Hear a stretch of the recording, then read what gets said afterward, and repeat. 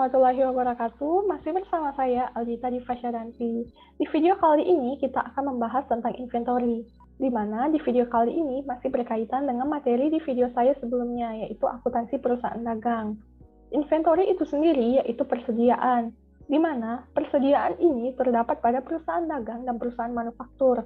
Di video saya sebelumnya, sudah saya jelaskan mengenai persediaan pada perusahaan dagang dan perusahaan manufaktur, di mana kalau perusahaan dagang itu selain adanya perlengkapan juga ada yang namanya persediaan barang dagangan, di mana persediaan dalam bentuk barang dagangan ini yaitu persediaan yang dibeli oleh perusahaan untuk dijual kembali tanpa mengubah bentuk dari barang tersebut.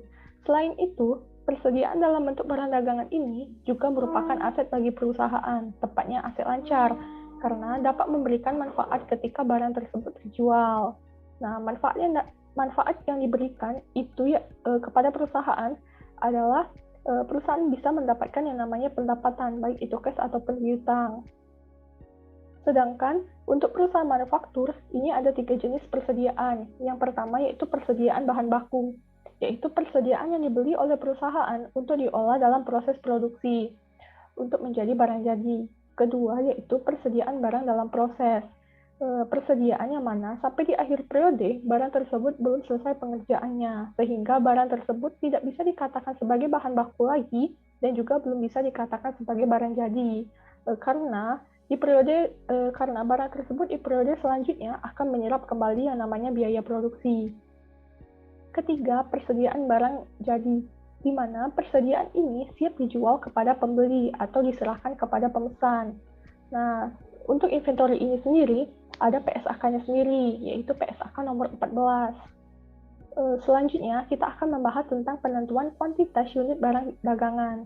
Untuk menentukan unit ini, itu tergantung pada sistem pencatatan persediaan yang kita gunakan, di mana pada video saya sebelumnya tentang akuntansi perusahaan dagang, itu ada 2 sistem pencatatan persediaan, yaitu sistem pencatatan perfektual dan sistem pencatatan periodik. Jika kita menggunakan sistem pencatatan perfektual, maka kita akan menggunakan yang namanya kartu persediaan, di mana pada kartu persediaan inilah kita akan mencatat setiap mutasi yang berhubungan dengan barang dagangan. Nah, selain itu, jika kita menggunakan sistem pencatatan perfektual, itu kita bisa melihat barang dagangan kita bisa mengetahui setiap saat barang dagangan kita, persediaan barang dagangan kita, karena adanya kartu persediaan. Sedangkan untuk sistem pencatatan periodik, itu kita tidak ada yang menggunakan yang namanya kartu persediaan. Tetapi nilai persediaan barang dagang akhir kita dapat kita ketahui setelah kita melakukan yang namanya perhitungan fisik di setiap akhir periode.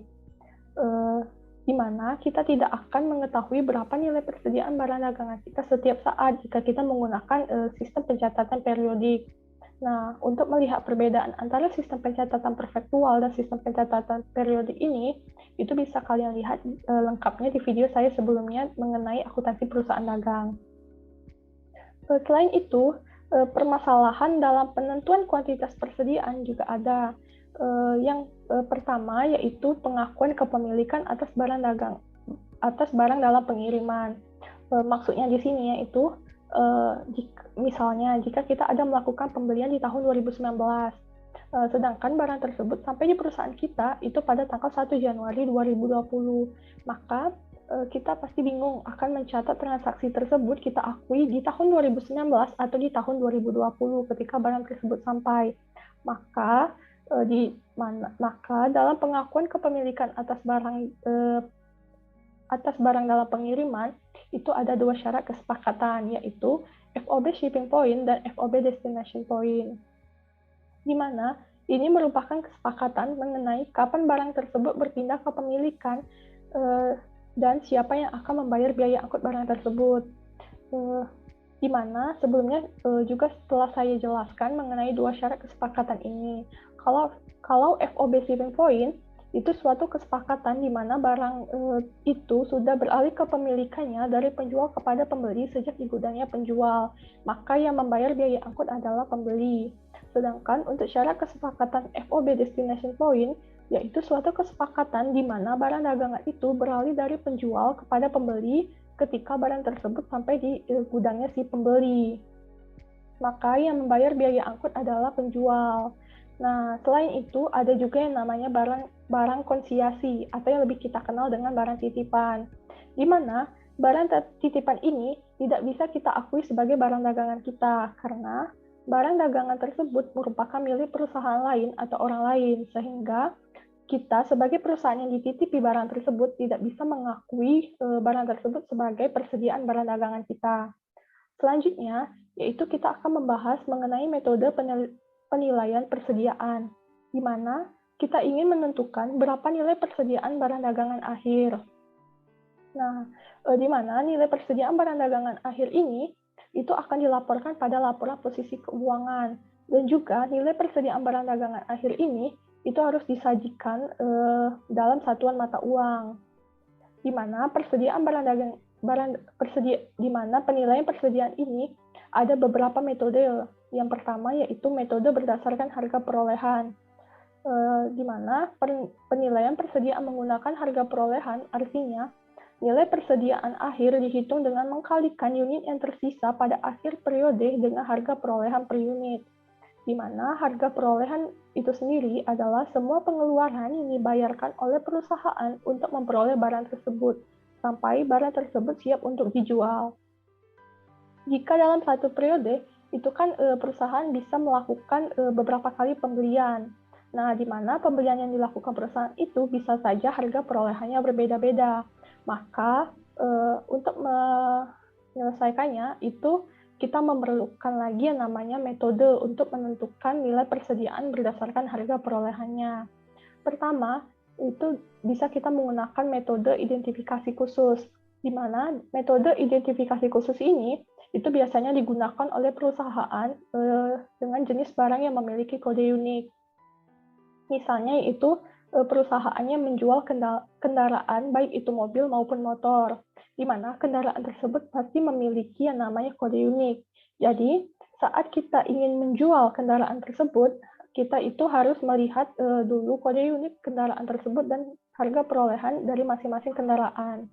Nah, kedua, kita juga bisa menggunakan dengan asumsi arus harga perolehan, di mana asumsi arus harga perolehan ini itu ada 4. Yang pertama yaitu FIFO atau first in first out, atau yang lebih kita kenal itu masuk pertama keluar pertama. Jadi FIFO ini adalah asumsi arus harga perolehan, di mana nilai persediaan barang dagangan akhir dihitung dengan mengkalikan unit yang tersisa dengan harga perolehan per unit, urut dengan harga perolehan terakhir.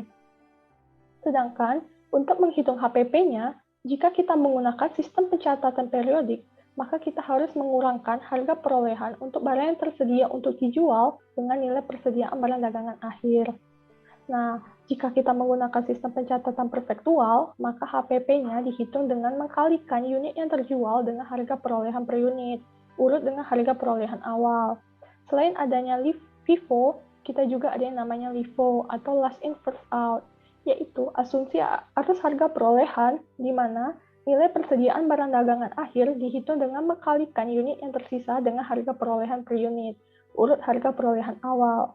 Sedangkan untuk menghitung HPP-nya, jika kita menggunakan sistem pencatatan periodik, itu kita harus mengurangkan harga perolehan atas barang yang terjual dengan nilai persediaan barang dagangan akhir. Tetapi, kalau kita menggunakan sistem pencatatan perfektual, maka HPP dihitung dengan mengkalikan unit yang terjual dengan harga perolehan per unit. Dengan harga perolehan per unit, urut harga perolehan terakhir. Nah, untuk metode LIFO ini sendiri, itu tidak diperkenankan penggunaannya dalam SAK IFRS, karena informasi yang disajikan mengenai nilai persediaan barang dagangan tidak relevan atau tidak pada nilai yang sebenarnya. Dan juga saat ingin menentukan pajak, metode ini juga tidak diperbolehkan karena laba yang dihasilkan itu lebih kecil dari yang seharusnya. Ketiga yaitu metode rata-rata. Selain dari adanya FIFO, LIFO, kita juga ada yang namanya metode rata-rata, yaitu asumsi arus harga perolehan, di mana nilai persediaan barang dagangan akhir dihitung dengan mengkalikan unit yang tersisa dengan harga perolehan rata-rata per unit, di mana untuk menghitung HPP-nya sama seperti sebelumnya, yaitu dengan mengurangkan harga perolehan atas barang yang terjual dengan nilai persediaan barang dagangan akhir. Sedangkan untuk sistem perfektual, maka HPP dihitung dengan mengkalikan unit yang terjual dengan harga dengan harga perolehan rata-rata per unit. Nah, maka ketika kita ingin menggunakan metode rata-rata, maka hal yang pertama yang harus kita lakukan yaitu menghitung terlebih dahulu nilai harga perolehan rata-rata per unitnya, di mana harga perolehan rata-rata per unit ini itu dapat dihitung dengan dua cara, yaitu yang pertama menggunakan rata-rata sederhana, di mana jumlah harga perolehan dalam satu periode dibagi dengan berapa kali perubahan harga perolehan. Nah, ini misalnya kita ada melakukan pembelian 5 unit dengan harga perolehan 2. Selanjutnya kita ada melakukan pembelian lagi 10 unit dengan harga perolehan 5. Nah, maka kan unit kita itu ada 15 unit. Nah, sedangkan perubahan harga perolehan itu ada 2, tadi 2 dan 5. Maka 15 dibagi 2 itu dapatlah kita hasil harga perolehan rata-rata per unitnya menggunakan metode rata-rata sederhana itu sebesar 7,5. Selain itu, kita juga ada rata-rata tertimbang dengan cara membagi total harga perolehan yang tersedia untuk dijual dalam satuan mata uang dengan berapa unit yang tersedia untuk dijual. Nah, saya rasa di video kali ini cukup sampai di sini. Kita akan bertemu lagi di video saya selanjutnya masih berkaitan dengan inventory. Saya mohon maaf jika terdapat kesalahan atau kata-kata yang kurang berkenan. Terima kasih, saya akhiri. Wassalamualaikum warahmatullahi wabarakatuh.